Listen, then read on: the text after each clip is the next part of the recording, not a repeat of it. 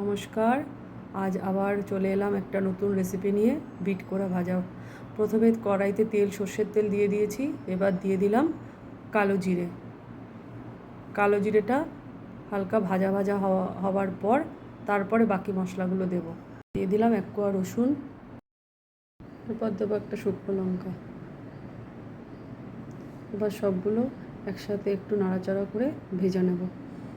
এরপরে দেব বিট কোড়াটা দিয়ে দিচ্ছি তেলের মধ্যে। বিটটা কোড়ানোর আগেই বিটটাকে ভালো করে ধুয়ে নিতে হবে, তারপরে কুড়িয়ে নিতে হবে। এবার দিয়ে দেব পরিমাণ মতো নুন। এবার দিয়ে দেব পরিমাণ মতন হলুদ। এরপর মশলাগুলো ভালোভাবে মিশিয়ে নিচ্ছি। এরপর 4-5 মিনিটের জন্য ঢাকনা দিয়ে দিলাম।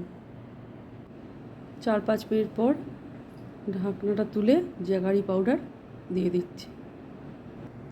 এবার জ্যাগারি পাউডারটাকে ভালোভাবে মিশিয়ে নিচ্ছি। এবার 2-3 মিনিটের জন্য ঢেকে দিলাম। সবশেষে দিয়ে দিচ্ছি 2 চামচ কাঁচা পোস্ত। আরেক চামচও দিয়ে দেব।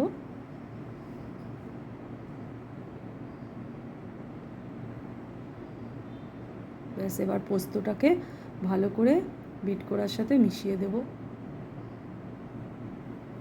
মেশানোর পরই তৈরি হয়ে যাবে আমার নতুন রেসিপি, বিট করা ভাজা।